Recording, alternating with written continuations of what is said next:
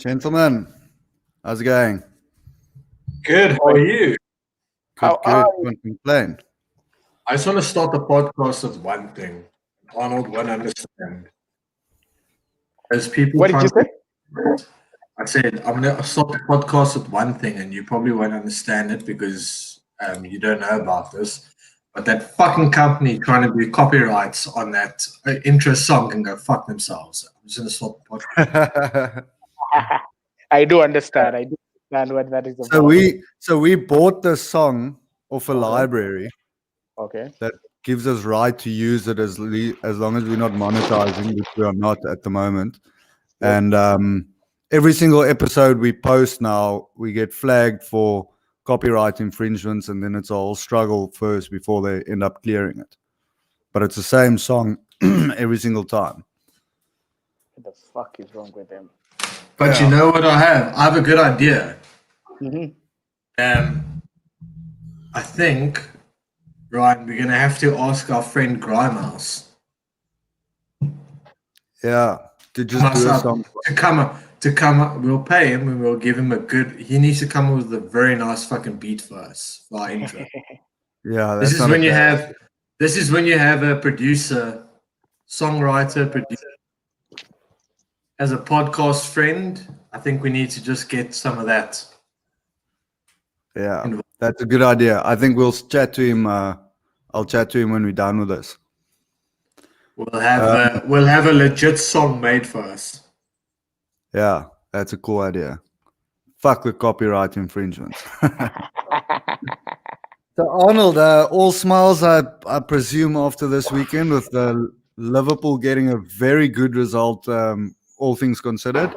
That's why I'm putting on a red tie today. That's why the backdrop of the show has those red ribbons there.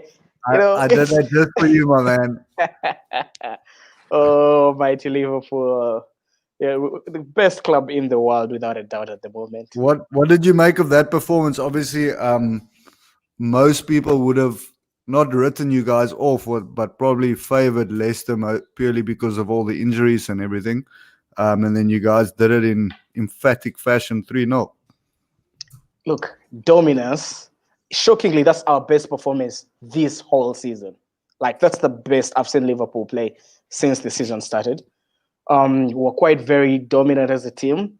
It spoke so much about the recruitment policy of the club in terms of that's what happens when you have a team that actually has a style, a system of the way it plays, right? Whereby if another player is brought into the system, they are there to play a role. You get? So when Mo Salah is in Liverpool and he's putting up all the numbers he's putting up, his role, there are definitions to his role that, this, you must do A, B, C, D, E, F. And if you add on maybe the goals and everything, that's a bonus. The individualism is a bonus. And that's why you're noticing players like Jota, he comes and fits in if he's playing either on the right or the left, if he's replacing Mane or Salah or Firmino. Like, the team has a structure. And I think that performance was also testament to why Robbie Firmino is really crucial to Liverpool in terms of what he brings to the table. Not many players in the world can do that. I think the other player I can see in the Premier League do that is Harry Kane.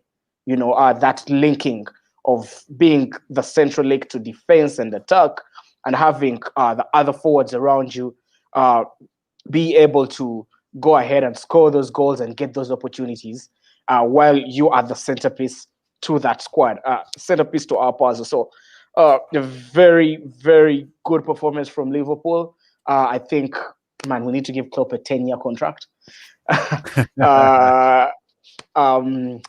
I think still just my disappointment from the night is Keita. His injuries, it's he can't catch a break, and it must be a bigger issue. I have a feeling it's more mental than physical for him, something similar to what Daniel Sturridge used to have. And because you can see he's a class act, he's a game changer, but he can't seem to have 2 consecutive games because of injuries. Otherwise, great performance from the reigning Premier League champions. Just had to slot that in there. I just had to throw Yeah. that there. I must say, I Kicks, did you missed, hear that? Premier League champions. That's when Keegan pretends to have internet issues. Sorry, I can't hear you. Can you repeat? Can you? Keegan, when last have you guys been able to say that? Not going to get to that point, but you know what? We have 20. That's what I'm going to say. Here we go. Here we go. No, but Arnold, I must say, I do agree with you. I didn't watch the game. I actually missed most of the football this weekend, but I do agree with you that if you are in a position where you can build a system like that, and I feel it's similar to what New Zealand used to have, and we spoke about it last week, that maybe they don't have it anymore as much as they used to, but where you get into a position where if you do get a bunch of injuries and you can get younger players or players that don't feature as often, if they know the system and they all know what they need to do, you can end up sitting in a situation where where the injuries aren't as bad or doesn't affect you as badly as you think. And I think that's obviously going to be crucial for Liverpool to keep this up as they wait for their players, especially with the likes of Chelsea and Spurs also now looking like possibly challenging and giving them a run for their money at least. I don't know what Kicks has to say about this. Yes, Chelsea, Ryan, yeah, Chelsea, yeah. You look, since the coming of Mendy, your defense looks. This is what I think about it. That's what I think about it. We looking back on it now, I should have planned the show better and just put Keegan off air for this first bit.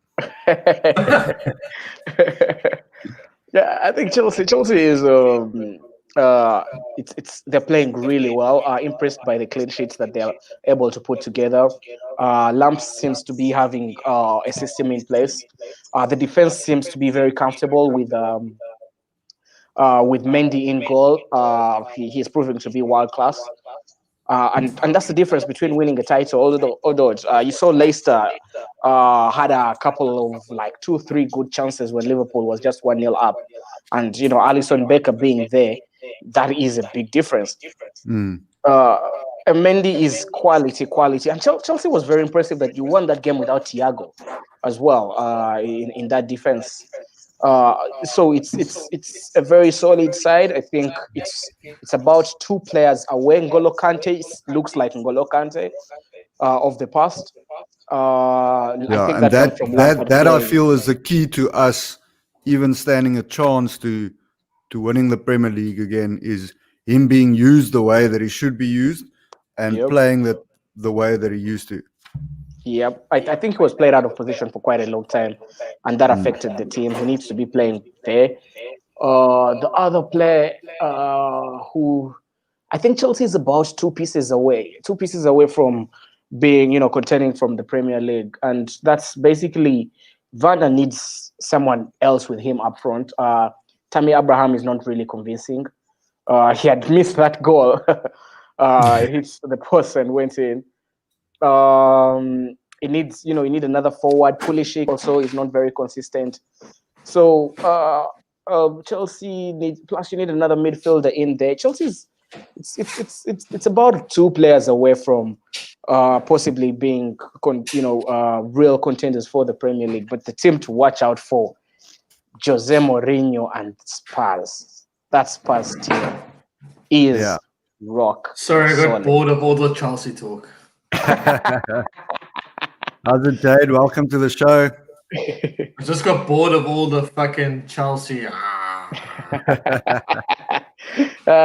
better get used to it again, because we're going to do that all season long. We'll see. Well contend, but Tottenham Hotspur is a team I'm most scared of for us as Liverpool, because Spurs, this season is set out for Jose Mourinho. Like, he loves dealing with such schedules.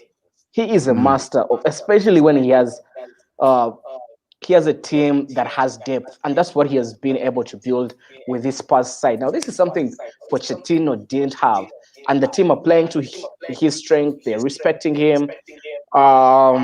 He was able to offload or put them on the bench, the dead weight, the likes of Dele Alli. By the time you have a player like Dele Alli forgotten about and he's on your bench, then you're doing something right, you know. And Spurs are still 2 injuries away of disaster. Yeah. An injury If to Harry Kane gets injured, if Harry Kane gets injured, Son gets injured, they fucked. Yeah, but I think they can still scrap through 1-0 because Mourinho builds from the back. He builds from the back. They can scrap 1-0 draws. He'll make it somehow just by making sure that they keep a clean sheet, be difficult to score against, and you grab that one off chance, and there you go. We've seen it. We've seen this plot how many times before? Exactly. Look, I think Mourinho. People underestimate how much Mourinho did by getting Manchester United to runner-up position. Like that Manchester United team was cack. Like it didn't. It was shit. That team. Yeah, but Arnold, you got to look at it. The league was shit. Like that's the reality. Like I don't. Not really. Not really, because remember Liverpool. You know what? The team was fucking terrible. I'm not a big fan of comparing leagues and seasons like that, because at the end of the day, you got to play what you get, and that's what he did. Yep. And he came second. I agree with that. But what I'm trying to say is that, like, fuck, there was one standout team, and we know what the standout team was. And the rest of the league was pretty much on par.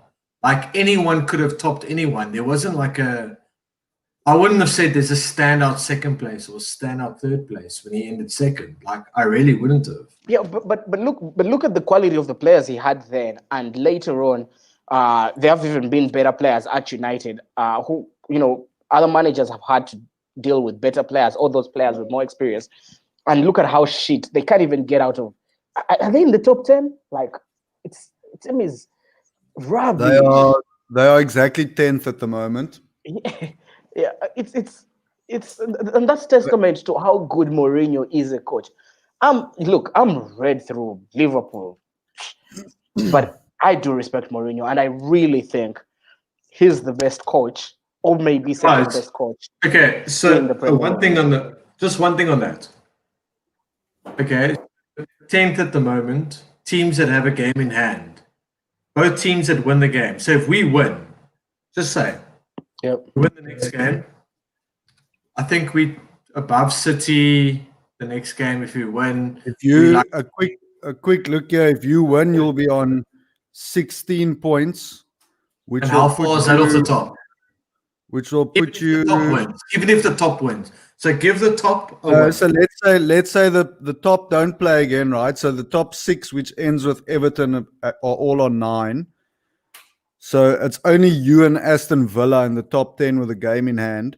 So are you guys playing each other in that game? Do you know? No, I think we. Oh fuck! Let me just double check. I don't think we have Villa in that game. I think it's actually a big game. I think it's like City or someone. So that will put you guys. Wait, sorry. Let me get this up here. So one will put you guys on 16. So let's assume Aston Villa also wins. They'll go to 90 to 18. So that puts you just outside the top 5. Yeah, 6. So I look at it like this. For how shit we've been, are we a top 6 side? Okay, well, I'll counter you then by saying maybe it's a shit year again. Maybe it's a shit league. No, I'm just being serious. I'm being serious. Like, no, we win all of a sudden. If we win that game in hand, I'm going to be honest with you. The way we've been playing in the league, I'm not talking Champions League. I'm not talking about anything else. I'm talking about the league. If the way we've played in the league, we are not a top 6 side. The way we've played. No, kicks.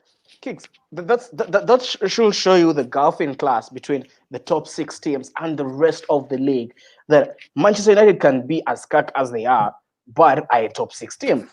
That's just gulf in class.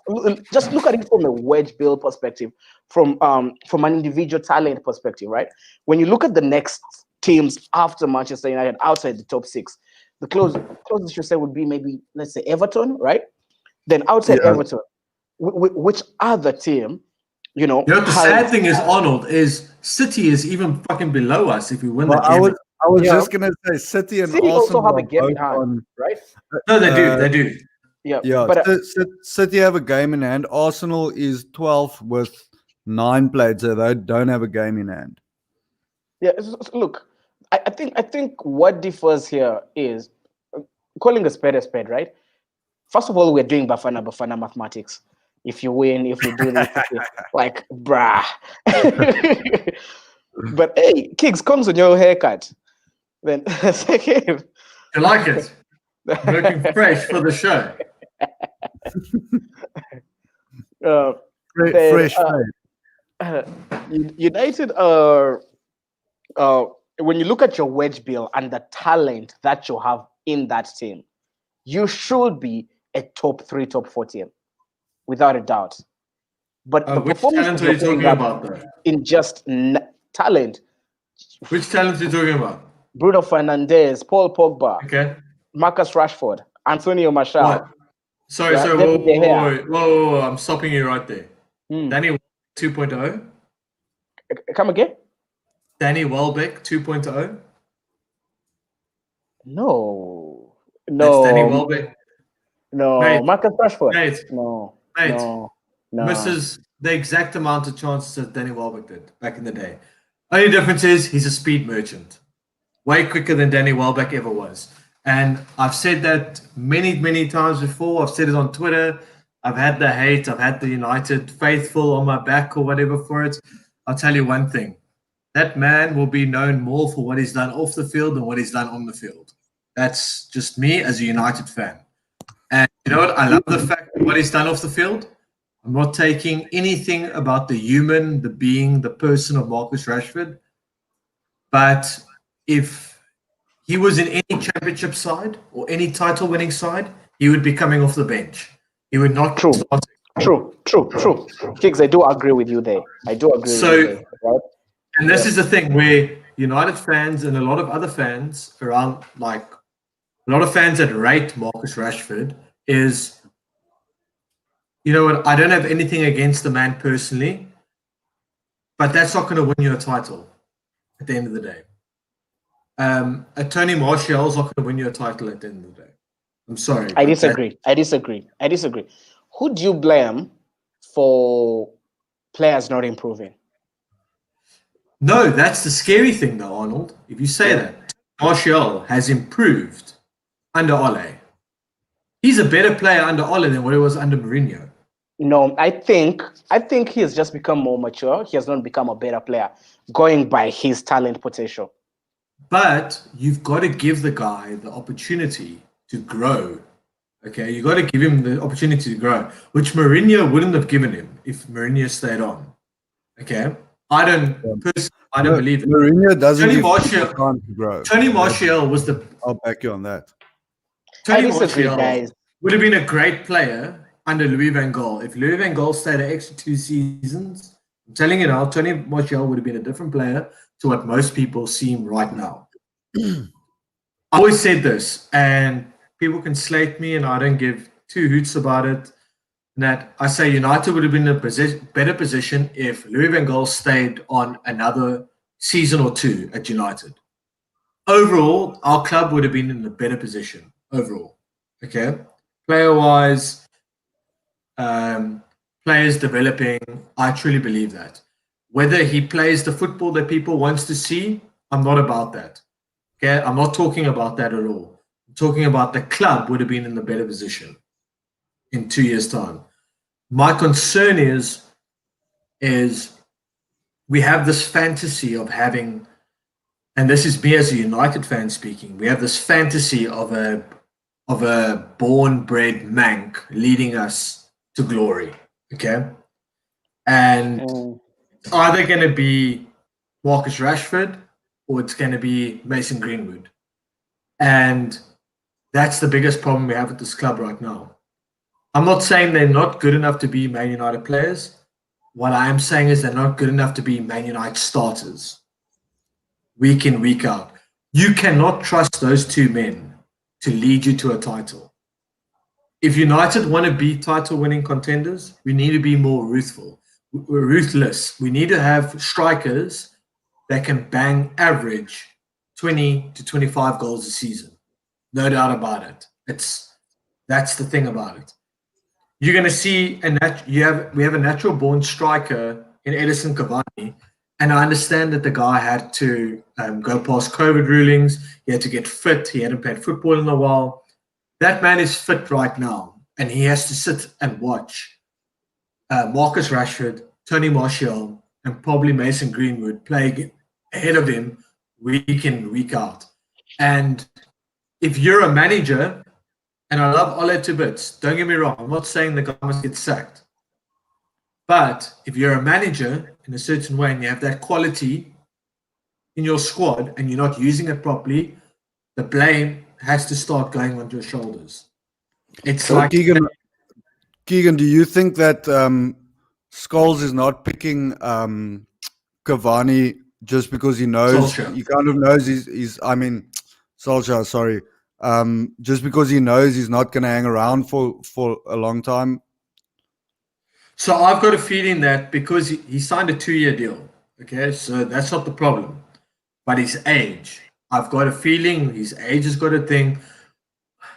We've got this weird fucking fascination where young is always better. Like, and I see it in young managers in a lot, like these days, that the youth is always better. I think that's an insecurity. It's an insecurity of who can you control, and I'm using this like also it happens in workplaces, right? When you come in and you're a young person and you are ahead of something, you tend to want to bring in more young people. It's who can you control, right? And that's what Ole is doing by playing those young players. Because a player like Cavani, Ole has never dreamt of being or having the talent that Cavani has or ever 100%. You get 100%. So it becomes hard for a coach like Ole to coach a Cavani, right? And that's the thing of getting former players to become coaches, right? So if you get a quality former player to become a coach, they have to coach a quality side. Because when you give them a Burnley, they will struggle because they don't know how to relate to that quality of players down that side. Well, when you give him the Real Madrid and Barcelona of the world, it's easier for them to handle because they relate with that quality of players. Remember, they're not coaching then, like you're saying, they are managing. Yeah. And coaching and man managing is two different things. True. Like really two different things in the world of not just football, in any sport. It comes to rugby, it comes to anything else. Like I'm going to throw it out there, and it's just if I touch on rugby, Peter de Villiers for me was a man manager, not a rugby coach for South Africa. Mm-hmm. And that's me personally saying that. That's me hearing stories from people inside the camp. Am I saying Peter de Villiers is a rubbish coach? No, I'm not saying it. I'm saying he was a good man manager. He was a guy that could get the players on his side, play for what he wanted to play for, and also create a culture that they would play for. Now, Ole is that type of guy in a way. And my concern is, as a United fan, is romance only lasts so long. And we know that in all things. Like, I'm not saying, please don't get me wrong, I'm not saying Ole needs to be sacked tomorrow. Just has the comment there, and I agree 250% with it. We'll check it out later. No, and I agree with that as well. My thing is this with Ole is you need to,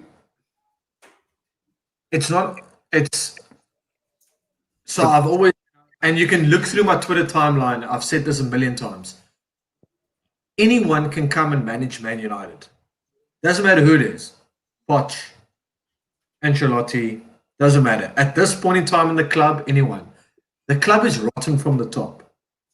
The boardroom is so rotten. It's filtered to the ground. It's filtered to the pitch. So it doesn't matter which manager you get. You're going to have a honeymoon period, or you're going to have a tough period. You're going to have a honeymoon period. And then we're going to see what we've been seeing with every other manager we've had so far. A tough time. And then it's whether the board likes them or not, which they get sacked or not. Okay, that is this point in time. Liverpool had the exact same situation. The exact same situation.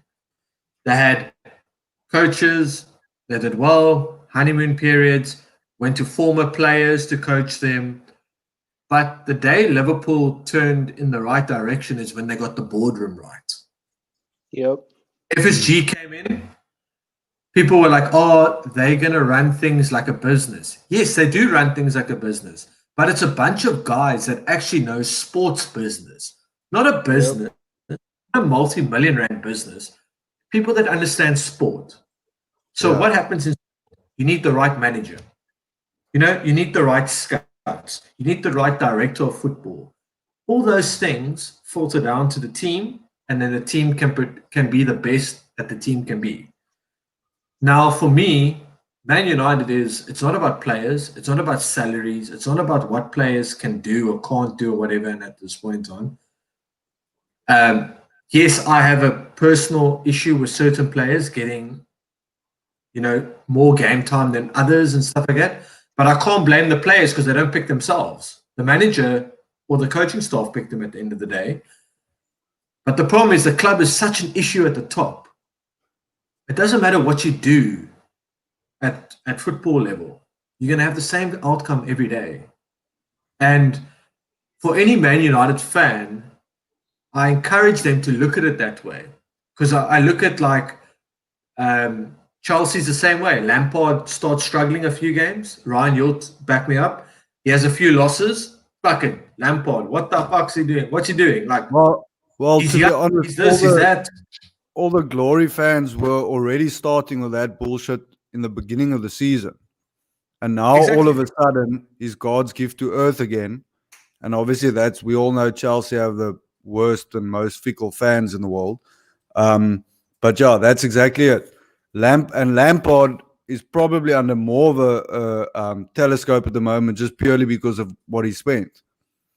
Last year he got a bit of a free ride because obviously he was thrown in the deep end with no transfers. So he was kind of, even if we were outside the top four, I think it would have been fine. But this year he needs to start getting better. And it's a difficult thing because you also look at it, you also sometimes feel that a club might, like Chelsea, might give Lampard longer than they would someone else, which could end up being to the detriment of the club as well. Obviously, Do you fire Lampard if he finishes third? No. I think you'll be silly to do that. I think Lampard finishes or with for him to not be fired. I think top four finish this season, I think is fine. Next year he needs to start winning something. Because one thing that saves him, in my opinion, is for this season is purely the age of a lot of the players that he's still working with, and even the new signings, all young, all new to the league. So you could excuse them for not always being super consistent. But next year we have to start winning something. I think at the end of the day, you got to look at it like this. You got to look at clubs that are being run. And if you look in the Premiership, Man City's got a good boardroom. They got they've got the director of football. They've got things structured right. Sometimes you question Pep's buys because we know for a fact that Pep gets who he wants at that club. So he's very much responsible for who comes in and who Pep leaves. gets whatever he wants at whatever club. He is the most overrated coach in the history of football. But then you Honestly. look at can- you look at sorry. like you look at Liverpool, Arnold. You're like the boardroom is now in a good space. I'm not going to say Klopp gets whoever he wants all the time, but if Klopp can't get who he wants, he gets an alternative that's pretty close to what he wants. Fair enough. And that comes from a strong boardroom. That comes from people that are, you know what, we maybe can't afford that exact player that you want, but can you give us someone that can probably fit that mold that's we can afford? And Klopp obviously knows exactly the right number two, and the club will go and find that number two if they can afford it. If you look at any other clubs in the Premiership, they fucking run like a dog. It's an utter dog shit. Arsenal run like a dog shit. People can say what they want about fucking the Spanish Tony Pulis in charge, which is Mikel Arteta. He can make it look as great as possible at times. Yeah. Like, they can play beautiful football, but it's bang average most of the time. I'm sorry, Yeah. like, say that. It's fucking bang average. And I probably stole the Spanish Tony Pulis from someone on Twitter. I apologize. Credit it to you if I find out who it is. But that is a great way to sum it up. United is a dog shit. I've been saying it for months or for years, actually. We are fucking dog show. Like, we'll only ever get better when Ed leaves and the Glazers leave. Otherwise, this club will be in the dumps for as you see it right now.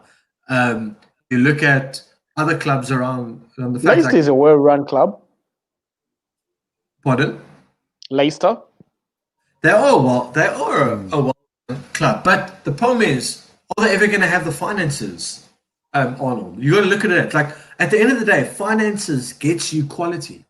Yep. It's not about manager. It's not about how well run the club is. You need to pay people their dues, and if you want quality, you got to. The problem is it's difficult to find consistency for a club like Leicester without money, because they can do with this squad. They can do well with this squad and this manager, just like they did when they won the league. But we all know most of those players are going to go elsewhere if they've had a very good season, like they did, and then it's starting from scratch. And then it's again. Look, you do what they've been doing. You sell them on the high. You bring in a young, good replacement, and you start getting your cash flow and liquidity in just like that. And 3-4 years down the road. But then I'm sorry, but we've seen that in South Africa in the PSL, and I know I was just gonna say, then you become Ajax Cape Town. Exactly, and you followed the PSL enough. Yeah. You know, you followed the PSL. I know you followed the PSL, and you followed Ajax Cape Town, and you never win a championship because all you're trying to do is get good talent and ship them off for profit. I mean, that's not good enough. Like, clubs are here to compete for silverware, not to fucking make. That's if in theory. Make profit, you need to get going. In theory and on paper, that's a good model, but I think it's almost impossible to pull off properly. And I actually love Jade's last comment. Arteta is nothing more than Paella Pep.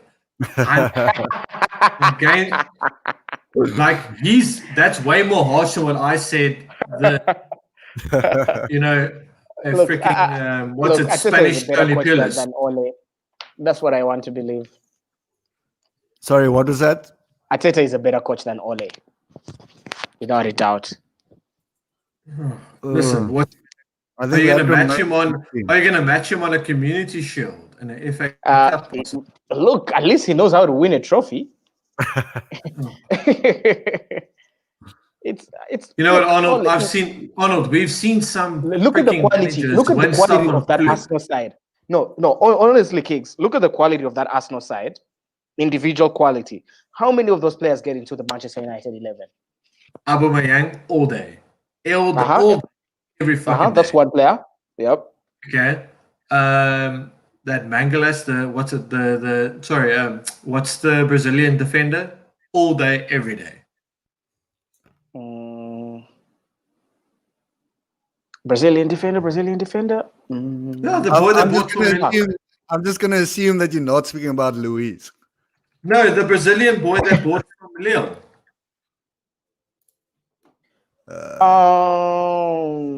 Tell you now. Not Louis. Give me a second. Gabriel. Okay, Gabriel. Okay. The centre back. He's better than Victor Lindelof and probably Harry Maguire. Gabriel Magalhães. Magalhães, yeah. Him. Yeah. Mm. Okay. I'm not going to say that Thomas Partey, which I have a problem with at times, Yep. could probably be better than most.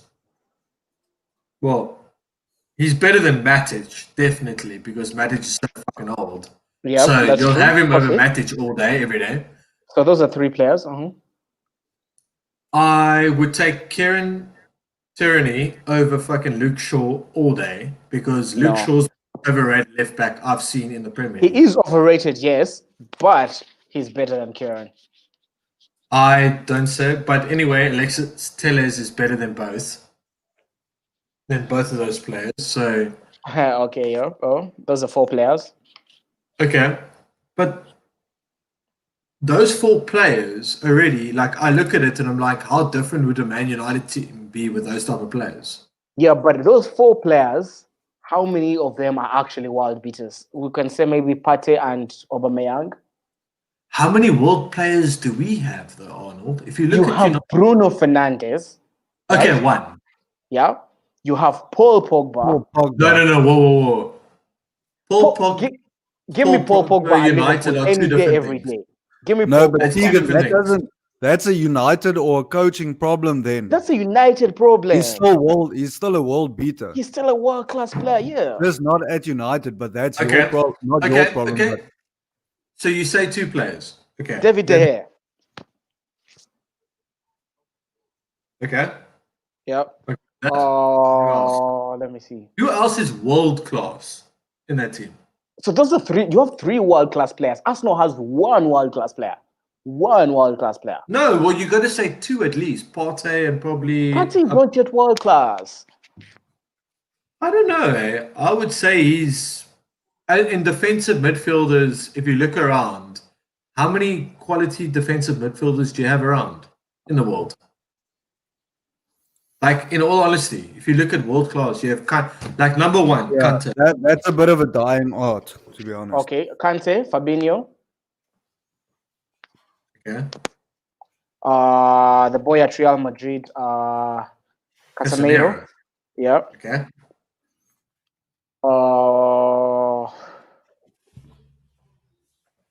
That's my thing. Like, that position is so tough. It's such a dying art. Like, I mean, I don't like. I'm honestly saying, I don't rate the guy that highly. Kimmich at Bayern Munich. Okay, I'll give you that one. That's 4. Rodri. Better than Partey? Yeah, I think Rodri is better than Partey at Really? the moment. Partey has more potential. Yeah. Do you really pick Rodri ahead of anyone than him? Witzel at Borussia Dortmund. He doesn't play every week, and I'll watch them enough to know that. Yeah. He can't even play every week for his club side because you can't call him world class. Thing though, you got to look at. I look at guys that walk into teams, and the guys that you mentioned, Casemiro would walk into any one of our teams. United. Jorginho? No, fuck right off. That little Italian. Seriously. Asked Ryan, would you pick Jorginho in any of your teams? Like a starting player? As a midfielder? Not as a defensive midfielder outright, no. You would take Kante all day, every day, correct? Yeah. Kante is like the benchmark of that position. But yeah, that's unfair. That's unfair. Yeah. To Jorginho. No, you can't say it's unfair. It's like but defensive midfielders to Claude Makalele to this day. Everyone goes, oh, but he's not Claude Makalele style. We're like, yeah, but that's the benchmark that was set for that position. You live up to it, Yeah. or you don't. Sergio Okay, but Roberto. I wouldn't say I don't mind Jorginho where he is at the moment, but I wouldn't say he's world class. No, I'm saying, Ryan, would you pick Jorginho if you picked the ultimate 11, like your best 11? Would Jorginho even feature on your fucking bench? No, he probably wouldn't. No. That's what I'm saying. He's not world class. Yeah. For Chelsea? What do you mean for Chelsea? Well, all time or Come right now? on. Yes. All day, every day. What do you mean right never. now? Yeah? Yeah, Right now. Yeah. Right now he's got a spot in the team. Sure, yeah, I'll give him that. But he's not obviously not in the all-time list. No, but I'm saying he would start at Chelsea, like Yeah, but under at any Chelsea, manager.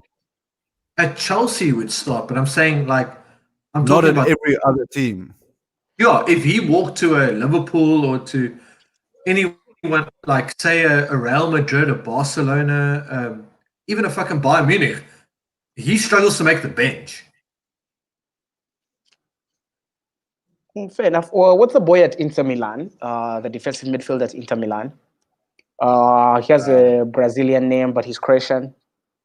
That should that I know. who Marcelo Brozovic. Is it him? Yeah, I think Marcelo Brozovic. Quality guy. Quality defensive midfielder. Well, I could be thinking about the right back then. Yep. Oh, that's good. Yeah, he's the right back. Sorry, I was looking at the right back. He's Yeah, there are he's few. quality.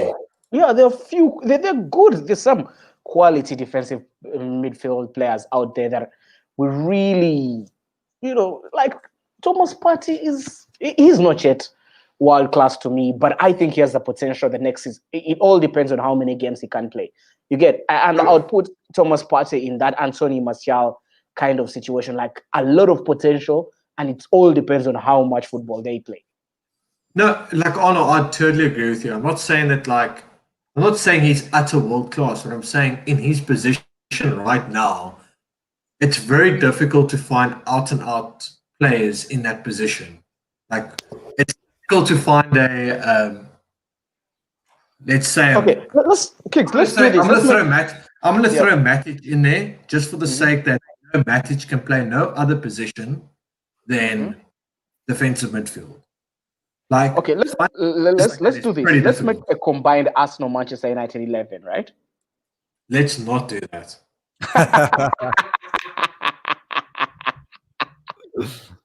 Look, Manchester United's problem is you guys keep getting it wrong with managers. I really, really believe that if you kept Mourinho, you would be contending for the title right now. If you believed in Mourinho, you would be contending for the title right now. No, I don't believe that. I just don't believe that the way that he plays football. I don't know why my internet looks frozen. It does look frozen. What I just don't. The problem is this that, and I've got a few. Ryan knows, and Bruno is probably might watch the stream later or whatever. He's a Spurs fan. He said it to me quite a while ago as well. Mourinho's getting away with a lot right now because there's no fans in the stadium. Okay, and especially at Spurs at White Hart Lane, it's not White Hart Lane anymore, but the London Stadium. The London Stadium. Spurs have always been known to play exciting football. Like Spurs have been the team that loses 5-4, or 4-3 in games.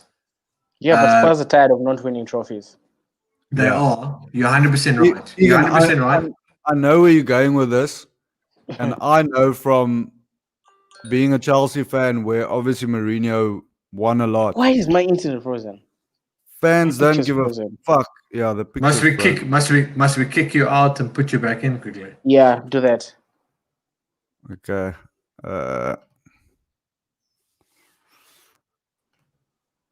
Let's see if this works. Are you there, Arnold? Yeah, I can hear you guys. I just see black. I just see black as well at the moment. Sam, let me reload this. Just yeah, okay. Let's just wait for him to come back because I want him to hear what I'm saying.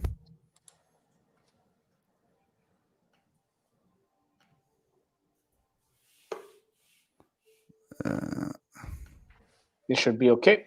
There we go. Yep. Here we go. He's back.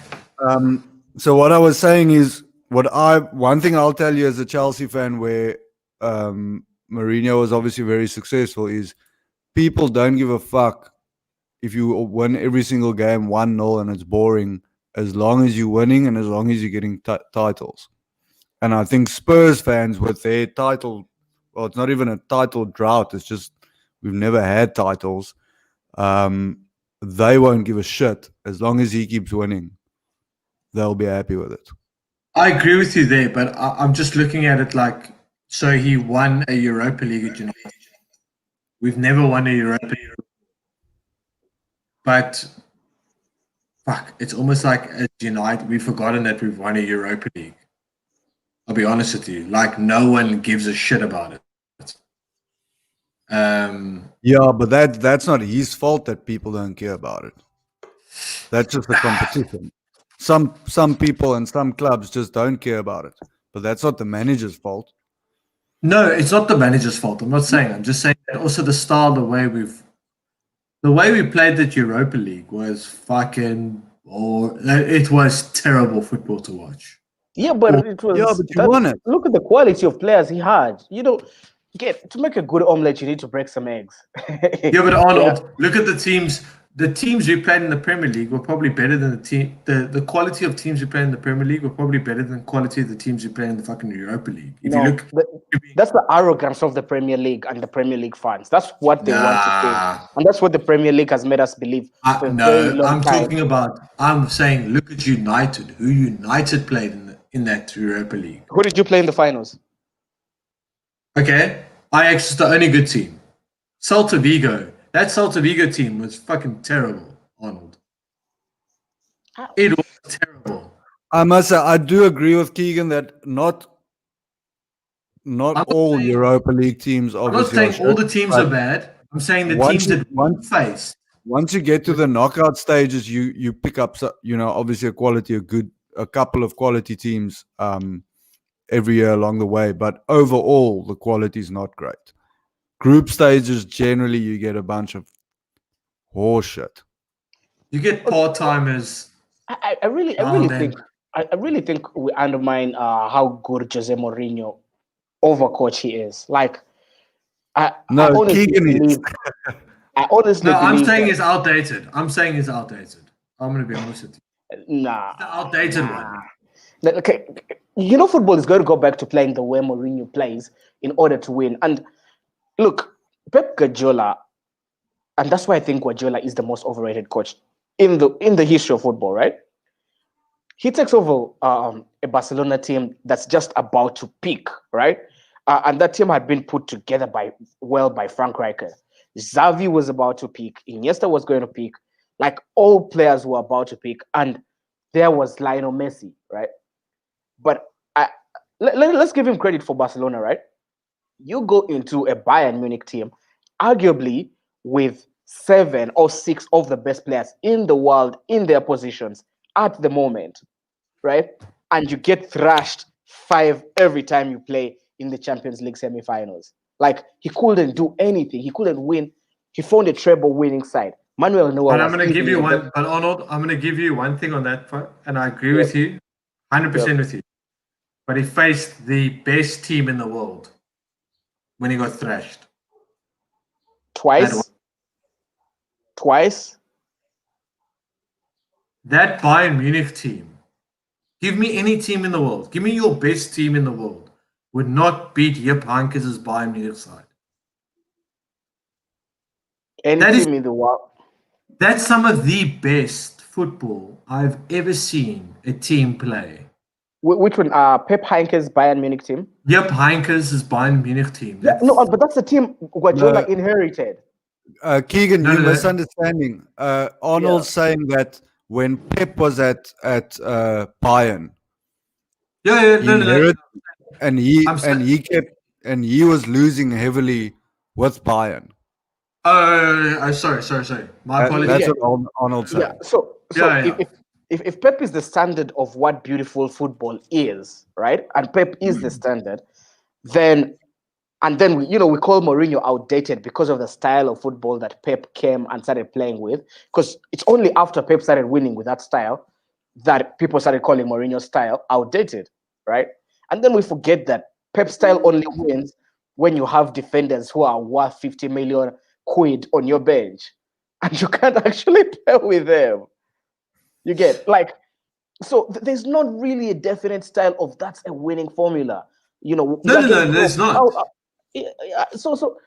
I think Mourinho gets the harsh end of this stick always, and we underrate how good of a manager Mourinho is. My thing is not about. It's not about how underrated he is. You can't underrate the man. Oh, did he disappear here? Lost him again. Yeah, so Mourinho is not underrated. I think I don't think you can call Mourinho underrated at all because of what he's won. So I think anyone that calls him underrated or all those things, but calling him washed is the equivalent of that. No. Okay, I'll tell you what it is, Keegan. What I think it is. I think what happens is a lot of fans don't like him just because of how he is, and obviously how he used to be, especially when he first came and he was super arrogant. And the other thing is fans don't like the way he plays. So a lot of fans can't distinguish that between what makes him good and what I can't say because I don't like him and he plays boring football. Doesn't make him a bad manager. And I feel that's me. That's what a lot of people do is they go, oh no, he's cuck because he's boring and he calls himself, or he used to call himself, the special one. And I think that's a problem where... Did Mourinho win with this style of football ever? Mourinho? Yeah. Yeah, he did. Yeah. In a certain generation. Yeah, but it's just it's just that the fact that Mourinho is not winning trophies, that's why fans feel like they can call him out and say he is a boring manager, right? Because they hate him, right? But the moment Mourinho starts winning trophies again, no one is going to say he's a boring manager. No, but so that's exactly that's what Ryan's saying. But I'm saying for me, we won trophies under Mourinho. I'm not denying it. I'm not saying that he's a terrible manager. What I'm trying to say is, for me, is that is not the football I want to watch. So but Kicks, you're only saying that, and this is Kicks. What I'm trying to tell you is, you're only saying that because of what you believe is the standard and quality of football at Manchester United, or is expected of Manchester United, right?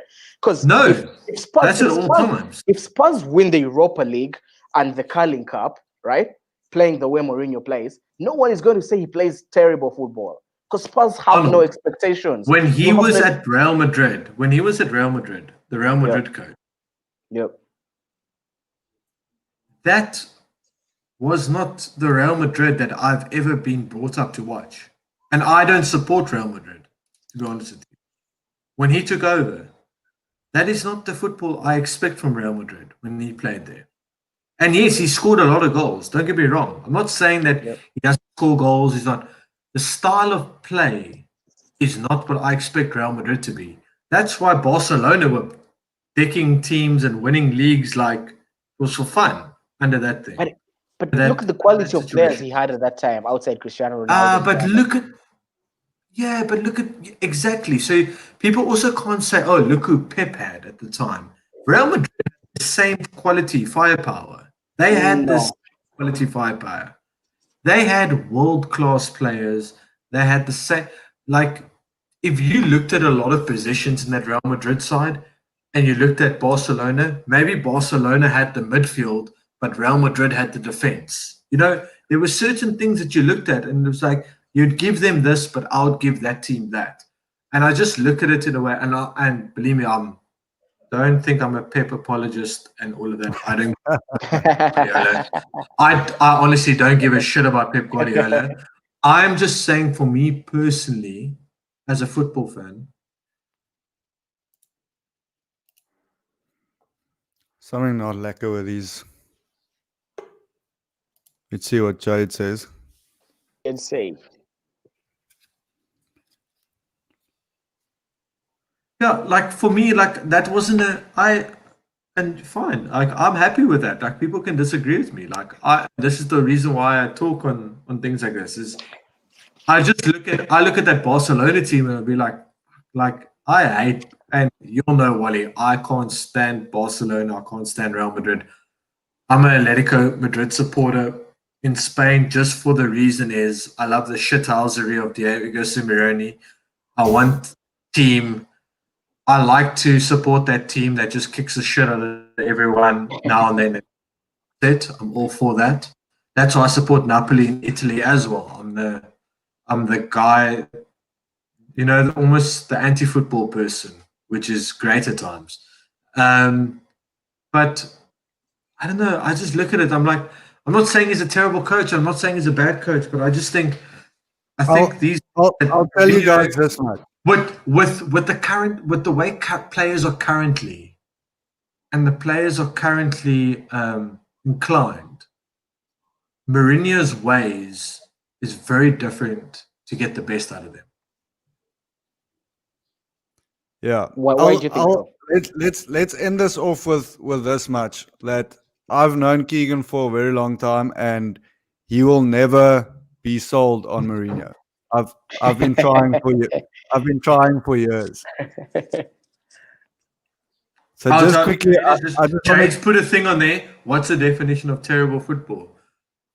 Probably Atletico Madrid the last 3 seasons. It's not That's great. just different football. That's just different. It's like the guys who come out and say, "Let me, Kicks. Let me." I agree with you, Arnold. I agree with you. Right? I agree with what you're going to say now. I agree with you what you're going to say now. Like it's not what people want to watch. Yes, Yeah. There are people out there who are like, Springboks plays a shitty style of rugby. The current England team and New Zealand play a more entertaining brand of rugby. For fuck's sake, Fiji plays an entertaining brand of rugby, but do you know what's bad rugby? The semi-final against Wales. That's bad rugby.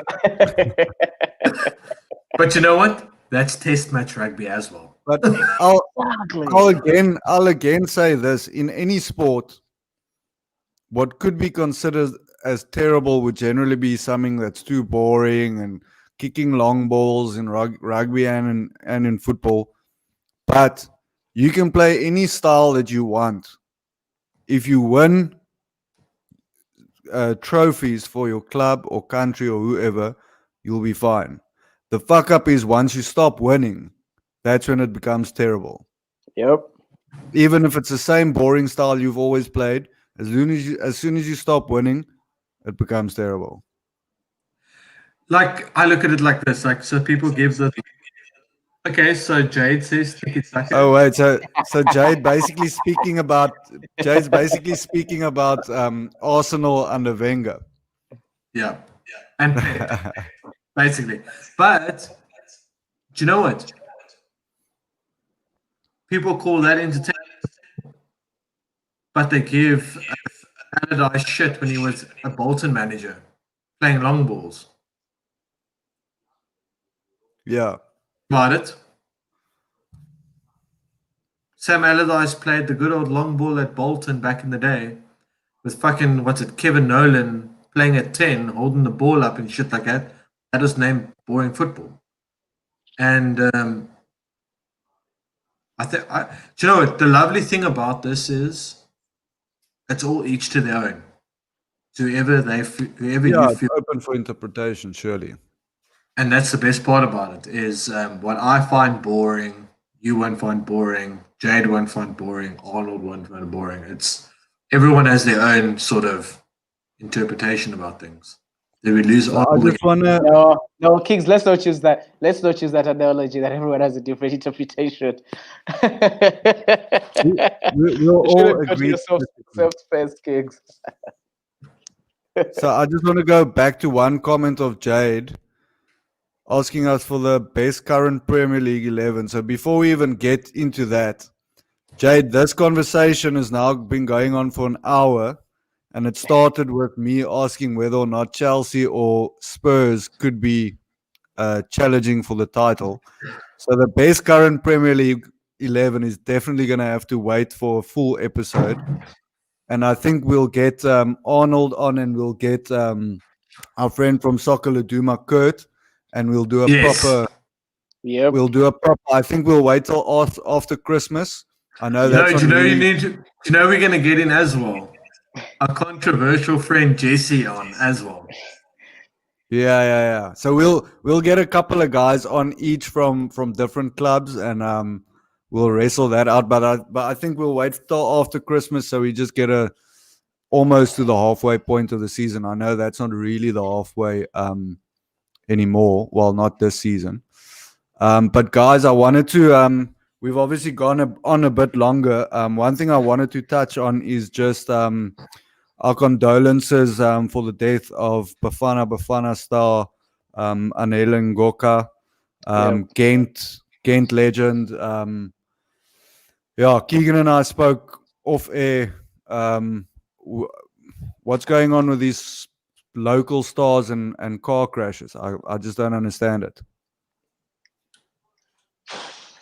I personally, I just saw the news yesterday. It's shocking, but look, this is one thing I've seen about Bafana players, and I'm sorry I'm bringing it up in such a sad at a time when we are having condolences for someone that has passed away, and not just Bafana players, but soccer players in South Africa. They need guidance. They need agents or managers that guide them about lifestyle choices, because something that is not common with the rugby players is, yes, they are stars, but they don't act like celebrities. They are sports stars, but not celebrities. Our soccer players are celebrities, right? And with that comes fast-paced cars, and I think that also contributes to how Bafana as a team performs, because so many of these players, because of the superstardom that they are given at home, don't ever aspire to go out and play in major leagues or leagues where there's quality. Yeah, because I kid you not, it doesn't make sense why a country like South Africa, which has the kind of infrastructure it has a fewer number of players playing in Europe's major league than the Democratic Republic of Congo. Yeah, that explains a culture in the country that is very limiting in the mindset of the players there in terms of what do they want as their pick. So Arnold, we actually a good couple of years ago, we actually had a chat with Bradley Grobler when he just returned to South Africa from Turkey, I think it was, and he was playing at Cape Town, at Ajax Cape Town. And he told us firsthand that his experience at Ajax was that players would get DVDs and footage of themselves and opposition and whatever to go home and work and improve on their game. And he told us that the players simply don't even take the DVDs home because they just don't care, because they've made it big enough for the level of work they're doing.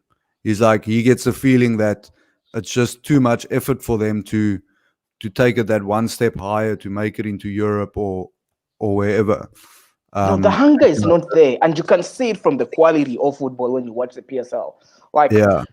Once in a while, I watch games from the Moroccan League, Raja Casablanca, Vidad, Egypt, and the likes, and you're like, despite the Arab Spring, these guys don't have the infrastructure South African football has. And South African football also complains about lack of infrastructure, but I kid you not, South African football has some of the best infrastructure on the continent.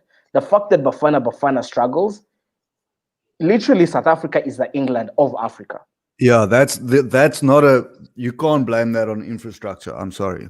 Yeah, there needs to be a whole shift in mindset and attitude of players, and them not thinking that by playing in the PSL and winning, the PSL and Telecom Cup or something, that they've made it. That is. I'll tell you guys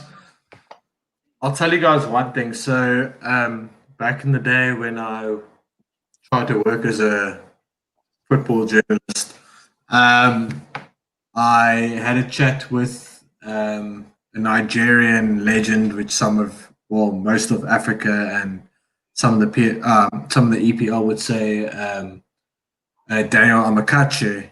Had a chat with him, and I actually still have his contact number, and maybe I must try and get him on the podcast sometime with us to chat a little bit of African football and see if he would join us.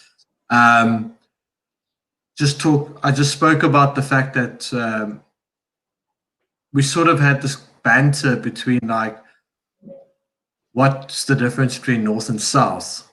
And it's quite incredible to hear like what the men up north really think about the guys down here at South. And it's exactly what we're talking about here. We're a bunch of, I would say, novice pundits talking about something, and we're talking about the same thing of what professional football say about things. That they always feel the guys down south here are a little soft. Take little things too hard, take things a little bit too much. With in Nigeria and the lads like further up. Ivory Coast, you go to Egypt, Libya, those things, they're just made out of a tougher breed. And even though they've made it, their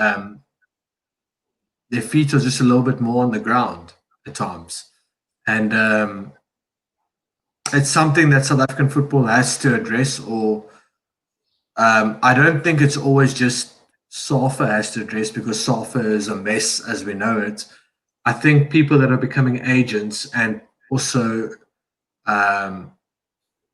life coaches. I mean, there's a lot of life coaches in South Africa that look after players. Like, we need to really, really spend some time with these guys and really try to put them in the right direction. I don't want to say Anele's death's got to do with anything, living a high life, because it could very much be driving home and having an accident. Yep. I mean, he came on the weekend, and that's what happened. I don't want people to think that we're talking bad of him on that point of view, saying that he was reckless in any way and things like that. What we're trying to say is the problem of football stars getting in car crashes is a serious problem in this country. And whether Anele is one of them or is not, that's irrelevant to this whole thing. We need to make sure that football players are being guided in the right direction, and don't become a stat, don't become a statistic, because that's the problem right now, is too many guys are becoming a statistic in these sort of things. I think Anele's situation, not knowing too much about the situation, I do think it was probably just an accident. We've all had car accidents, myself included. Ryan's had accidents. I don't know about you. Myself as well. I fell off the bike. Well, yeah. So that's the same. So did I. I can't talk about too much, but I was saying like that could have been a pure incident and a pure accident, and these things happen. But man, like Ryan said in the beginning, like we've had way too many football stars in this country pass away due to silly car accidents, and some of it, like a lot of them, is probably not pure accidents. It's reckless driving or reckless behavior after a game, and we need to sort it out. Like, I don't know how we're going to do it. I don't know a lot of the agents. I know very few agents in this country. The agents in this country, the ones that I personally know, they're not just football agents. They're agents of many other sports. I can't guarantee that they get a lot. They give their guys a lot of guidance. But at the end of the day, is it their responsibility? I think some of us would say yes, and some of us would say no, because we're all adults at the end of the day. So you should know how to conduct yourself. Well, let's hope that Anele's death is a lesson, not just to be for everyone to just in general be careful and responsible, but also a shining example of someone who did make it big overseas. And I see today that Genk is also retiring their number 16 shirt that he played for. Then He had the likes of he had the likes of Thibaut Courtois reach out, send a message. I think Wally, you said that Kevin De Bruyne also sent out a message to him. So it just shows you the lad has touched quite a few people. Like, and when we say people, we're talking big football stars. So just shows you that what type of personality he had, which is it's amazing to see as I wouldn't say just as a South African. It's just that it's a guy that comes from tough circumstances here in our country and has been able to touch people from different borders, from a different lifestyle, and probably some of the best footballers that we'll see in the world. So, like condolences to the family, and hopefully, I'm hoping it was just a tragedy and just an accident more than anything else. I haven't heard anything else to it.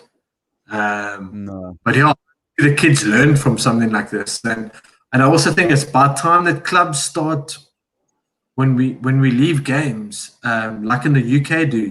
You leave on the team bus, mate. Like that's just how it goes. Like you don't drive in your own car. You don't do this. It's a club, it's squad environment. That's how it goes.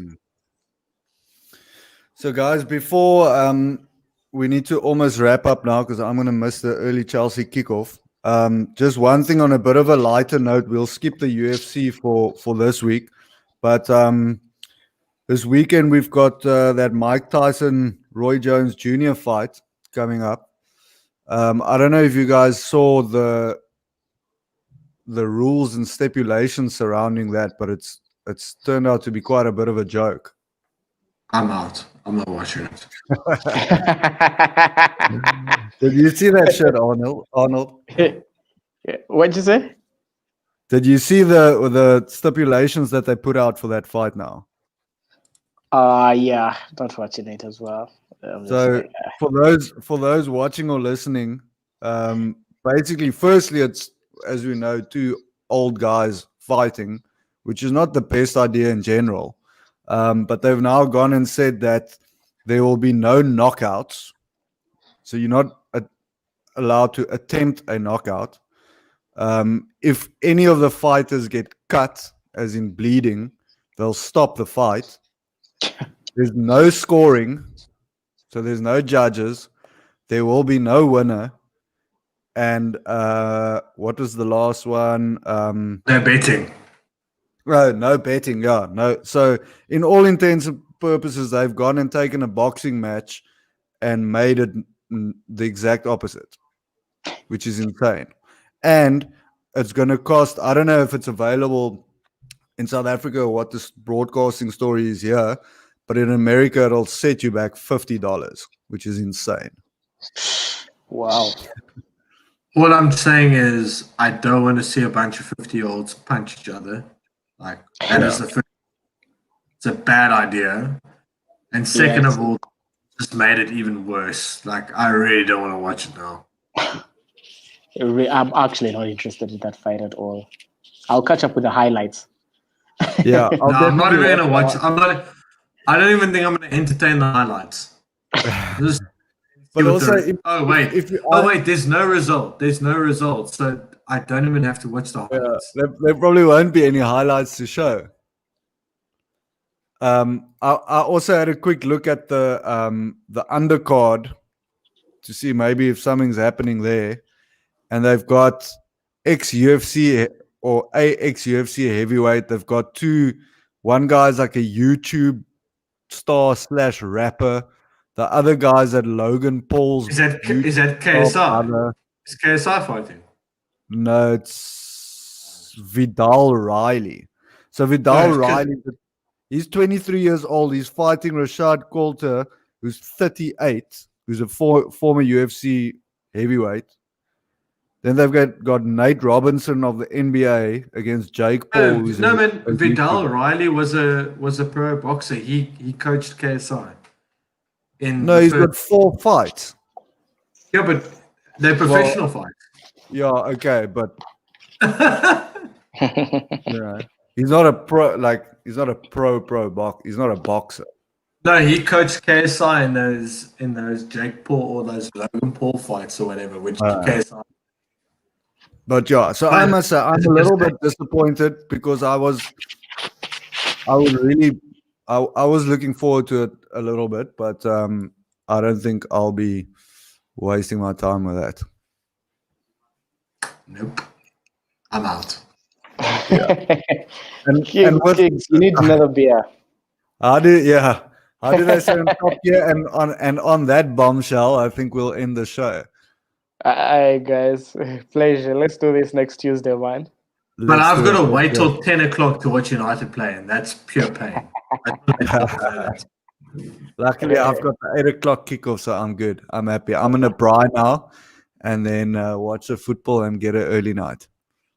Okay, well. By the way, speaking of boxing, tomorrow I'm doing my first round of boxing training. Actually, I signed up starting for boxing training in January. I already signed up.